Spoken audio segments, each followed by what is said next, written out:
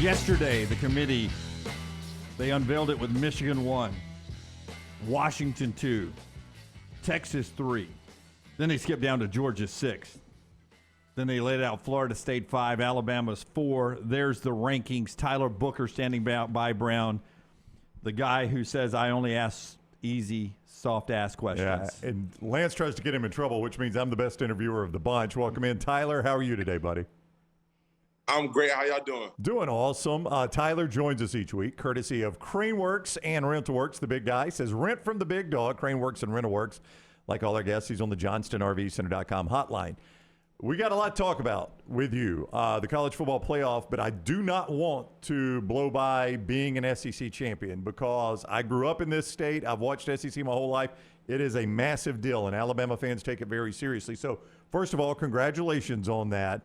Thank you. Yeah. And I just want to ask you, in that game, let me start here because I want to start before the game. I've heard discussions that there was an impassioned speech by Nick Saban the Friday night before the game about how much he believed in you guys that resulted in a standing ovation. Can you share anything about that with us? Is that oversold to me a little bit? Nah, yeah. We don't really want to let what happens in our meetings out, and really wasn't, Coach Saban doesn't give us that many like high speeches or standing ovation speeches. He did tell us that he believed in us the day before. He told us that we can win this game. He told us that he reiterated it into us that he believed in us and that he knew that we win that game if we played to the Alabama standard, and we definitely did, and we came out victorious. So that was your first SEC championship game. What was that atmosphere like compared to a great road atmosphere at the Iron Bowl or a great home atmosphere? I mean, it was pretty much a road game for us to begin with because, we're in Georgia, we're in Atlanta. That's about, how far is that from Athens? About an hour tops? Maybe, Yep. yeah. So it was just another away game for us. We just got to wear our crimson jerseys. But, just the atmosphere. And then we got that same kind of feeling of shutting the crowd up. Because when we got out there for that first drive, it was really loud. I could barely hear. And what people don't really take into account when it comes to neutral site games or venues or wherever you play is the structure of wherever you're playing at. So playing in a dome, all the sound is bouncing off of each other. So it's way louder than it would be at a outdoor stadium. So that played into a part of it too. But it was very exciting. A lot of great memories made that day. The first thing you said to me on the field was about your offensive line. So I want you to talk a little bit more about that now that you've had time to reflect on 13 games from where you guys started out as a unit to where you finished up with all that confetti coming down.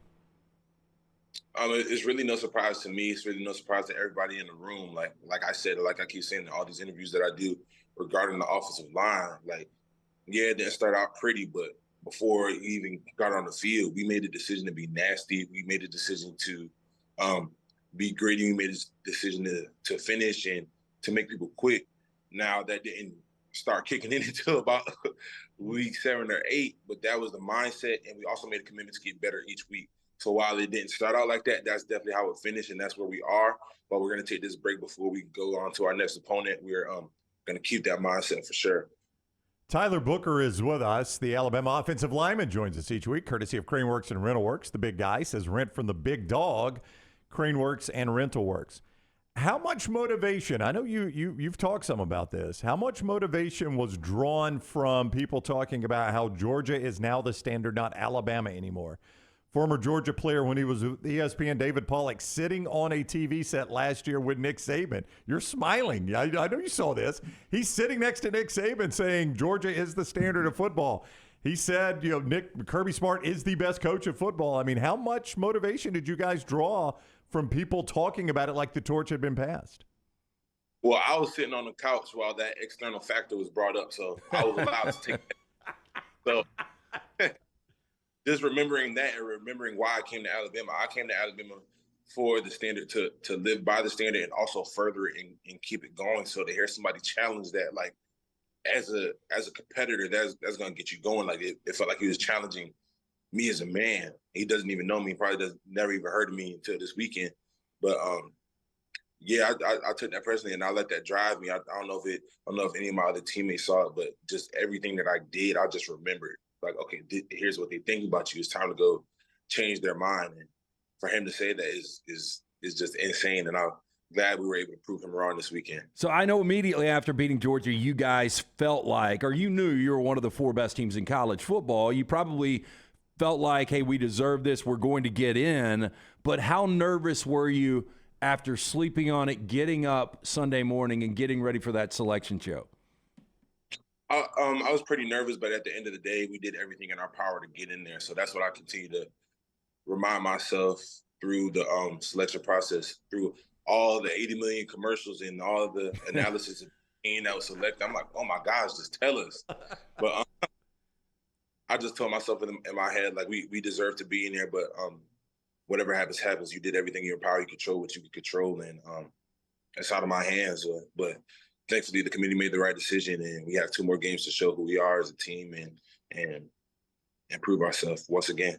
That SEC championship scene reminded me a lot of the 2009 because in 2008, a great Florida team beat a great Alabama team. Come back in 2009, Bama gets them, and there was mutual respect, but not publicly displayed between those 2 teams. But I was blown away Saturday, and you had told us, you had cued us in on this beforehand, at how many players in this game were on recruiting visits together and came down to choosing between Alabama and Georgia. And after the game, a number of Georgia players, I mean, not just a handful, I mean, it looked like most of the team is gathered in the middle of the field with you guys, and you could see almost reuniting of almost friends on the middle of the field. Tell me about that and really what was being said down there. Was it complimentary from the Georgia players congratulating you guys, and just that scene of seeing so many of them who have been through the war like you guys have after that contest?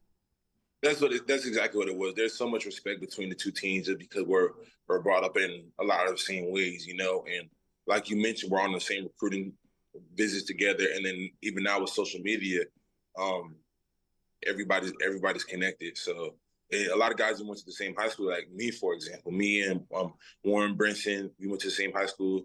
Dalen Everett, he goes to Georgia. He played a good amount, and a lot of other guys on that Georgia team were at IMG once before. So just having that relationship, and that's just the beauty of football. You know, we went to war against those guys. We were trying to really beat them and make them quit. But as soon as that whistle goes, as soon as that clock hits 0-0, you have respect for the man across from you, because at the end of the day, they put in the same amount of work as you did. You know, so it was just great seeing everybody. And mentioning Warren, I'm gonna bring him up again. That was one of my best friends, and he really kind of mentored me through IMG, him and a few other guys. So just be able to play against him and see him again, that was great to see. He was actually my host on my official visit to Georgia as well. So Warren and I have a great relationship. Tyler Booker with us for a few more moments, courtesy of CraneWorks and RentalWorks. The big guy reminds you, look to the big dog to rent at CraneWorks and RentalWorks. So when I was growing up, when we were a little bit younger, Miami was the dominant program in the nation. And one of the cool things about watching Miami games, they had all these guys in the NFL, and they'd come back to the sidelines and stand in the sidelines for big games. And Miami players were like, we were told by those players how important it was to uphold the Miami standard. Alabama's back in the college football playoff. You're playing for a national championship. How many former players do you hear from that remind you of the importance of keeping the standard of Alabama football, which is playing for a national championship? A few guys actually sent in a video the night before the game when we have our hype video before the game. So a few guys actually sent in the video. Phil Mathis spoke, and I think OJ Howard spoke. A few guys spoke on that video, but for me, it was great to see Evan Neal on the sideline, because he and I came up on a similar path. Kind of, we were both at ING for 3 years, and we both got to Bama, both played early, you know. So he and I have a lot in common. So to see him on the sideline and just being able to talk to him in between drives, see what he was seeing, it was great, because I've always looked up to Evan. So to have him as an Alabama brother now, it's great to have people like that in your corner. I know you said I try to ask you questions to get you in trouble, so I'll ask you an easy one here. Now that you've played both Texas and Georgia, who is actually better? No, I'm kidding. Whoa. You don't have to answer that. You don't have to answer. What's that? I didn't hear the answer. You cut out. What'd you say? I said, those are the questions I'm talking about. I'm not going to ask it. So have you ever played a game in Los? Have you ever been to LA before? I haven't. So I'm very excited. You gonna try In-N-Out Burger? I'll try it. I like Five Guys a lot, so it'll be good to finally compare the two. We can give you some opinions off the air. It's well worth it. Yeah, but I would tell you it's part of going. It's part of going to the West Coast. It's trying In-N-Out Burger, and I had a great experience there the last time. It was delicious. I know the answer to this, but if I don't ask you, there'll be people in the chat room that'll say you didn't talk any about Michigan. The history tells me you got some time off. You guys haven't even thought looking at Michigan or any of that yet. But tell people sort of what the next few days, what's it like for you guys? What's on the schedule?